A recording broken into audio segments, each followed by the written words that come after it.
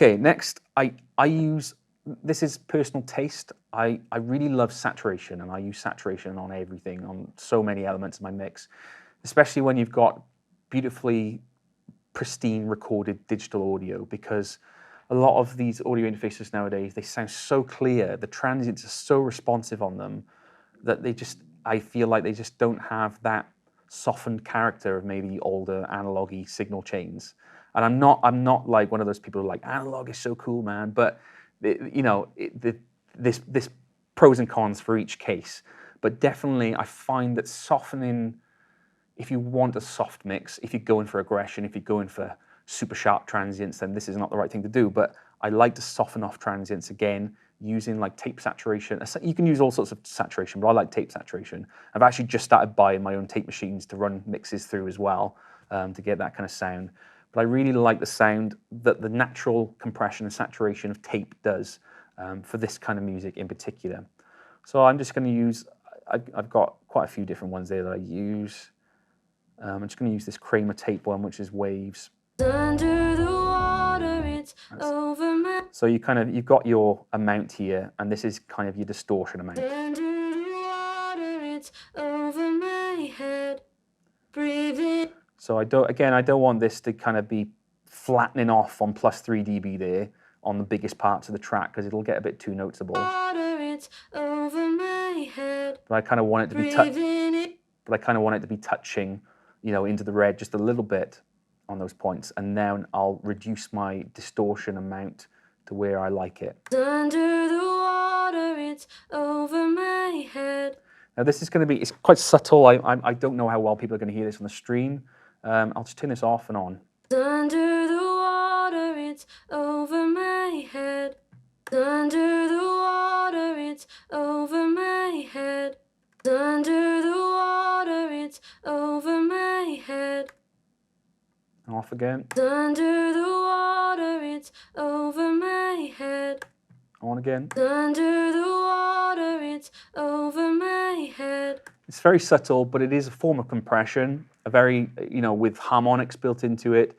It's softening off the attack of the vocals, and it just creates a nice pressure and intensity, I find, to the super clean sound that I recorded with.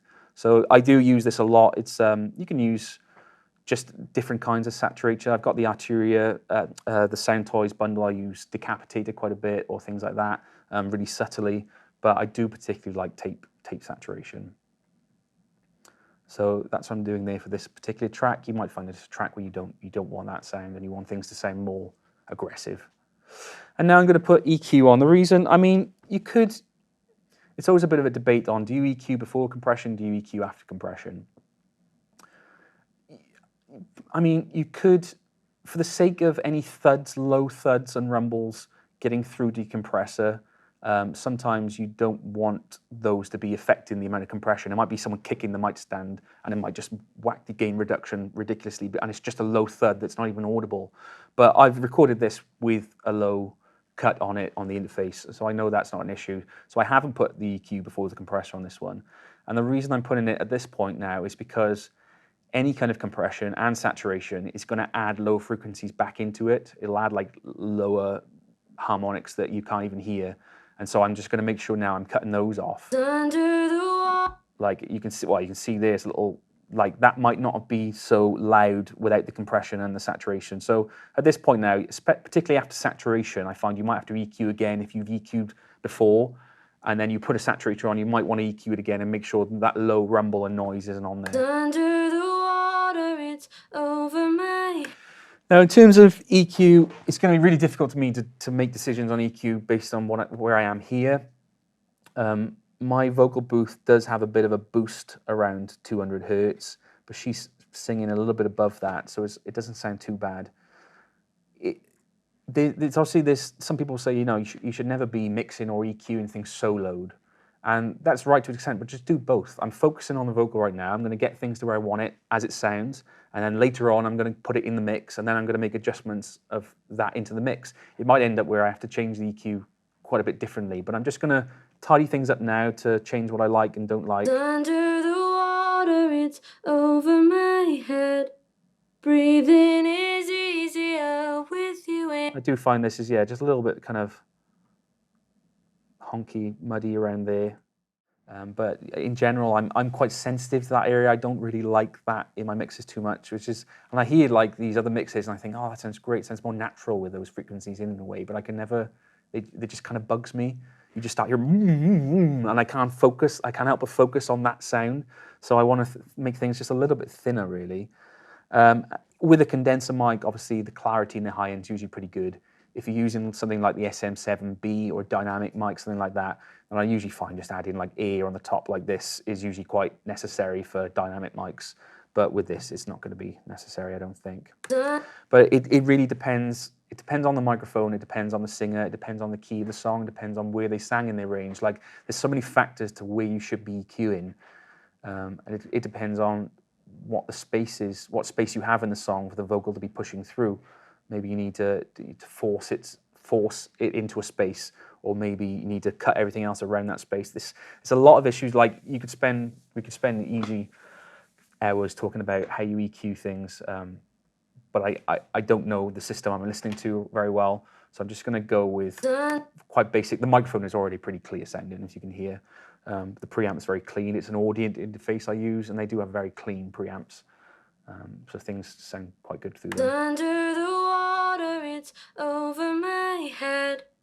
Breathing is easier with you instead.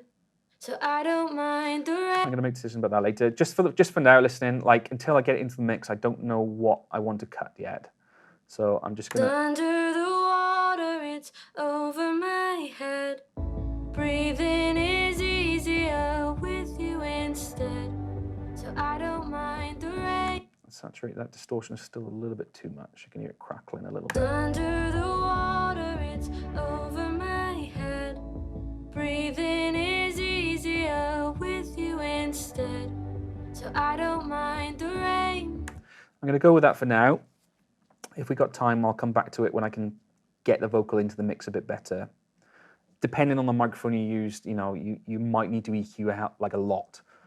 Or some, it just might be, especially if you've gone through you've had the options of microphones, you've already listened to the microphones naturally, you've chosen the best one for the voice, you might find you barely have to do anything with EQ because you've got it to where it should be. If you haven't had that option, maybe you've got a cheaper microphone, something like that, you might find you need to do some aggressive EQing.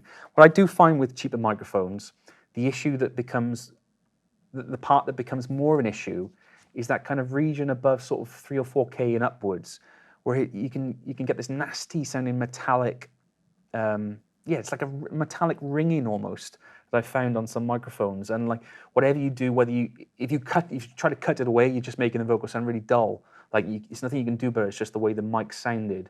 So that is usually kind of one of the things I listen for on like, ooh, this mic is working or it isn't working. Is that kind of how well the higher frequencies do? And I want them to be nice and clear and breathy. And I don't want that kind of metallic saturation in the highs from the microphone. Under the water. And it's quite difficult to fix that if that's what you've been dealt with. And you usually getting more into multiband compression and lots of different EQ cuts and that kind of thing. So where am I? Okay, obviously you compress stuff, you make your S's, your sibilants much louder. So de-esser is generally pretty standard on a vocal chain. Under the water, it's over my head. Breathing in. What I use, the one I use, I don't know why, I can't tell you why in particular, it's just one that I use, and I like this de-esser, just like the look of it really. I'm sure they all kind of do a similar thing, but is the, where is it when we're looking? De-esser. That's it, it's an Isotope Nectar 3, which is like, it's a whole package within itself, but I just use it for the de-esser. Under the water, it's over my head. Breathing is easier with you instead. So I don't mind the. So I'm looking at this is the threshold at the point where it's going to look for frequencies to attenuate, where obviously the kind of sibilance is going to be kind of, I'd say above there really. And this is how much attenuation. So you just got to get it to ear where it doesn't sound like you've got cotton wool in your ears, but it doesn't sound like there's a snake in your ear also. Under the water, it's over my head. Breathing is easier. So it's from 3 kilohertz upwards.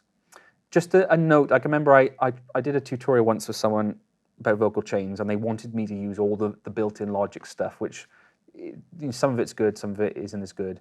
But with the built-in Logic de-esser, by default, it has the filter here. By default, it's actually set to a notch, so it's just de-essing on a notch frequency on the one that you select here, which is silly really, because like you're never going to catch all the different S's and sibilants with just a notch. So just change it to a shelf, like what my one is, and you'll get that, like it'll attenuate everything above 3K that's got sibilants in it.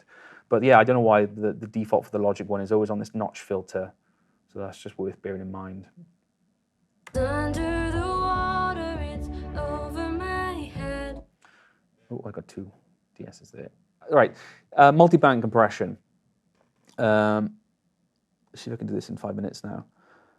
I use multiband compression quite a bit. You think of a multiband compressor as more like an adaptive EQ. So you're attenuating areas that get particularly loud only when they get loud. So obviously it's different to compression because compression just squashes everything.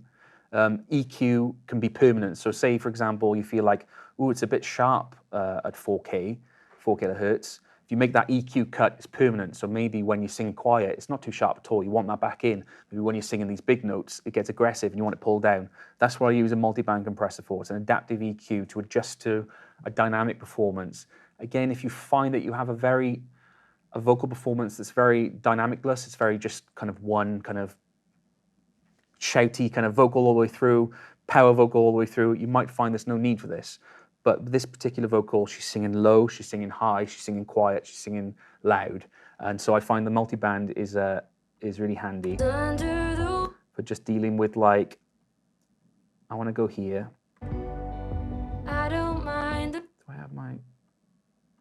No, I don't have a preset there. I'm just going to change the band slightly. This is not where I usually have it.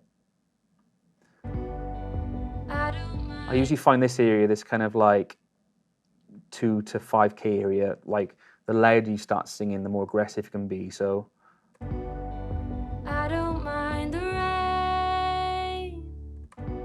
you can also, like, you've got a de-esser, but you can also use the high of this as a little bit of de-essing as well. I don't mind the rain. I don't mind the rain. I don't mind the rain. I don't mind the rain. I don't mind the rain. Now she's singing rain, you can see that the lower band is not really touching because it's a higher note. But when she's singing the verses,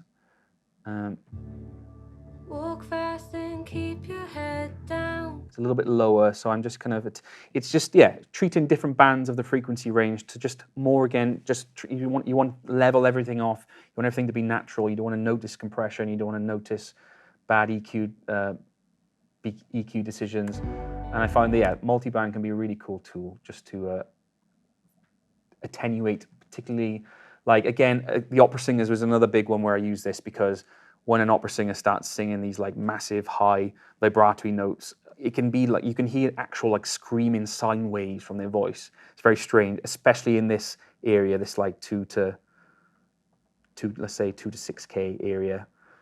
It can just scream around there. So this was really handy for just ducking it when they do those notes, and it just sounds much softer, doesn't make your ears ring afterwards.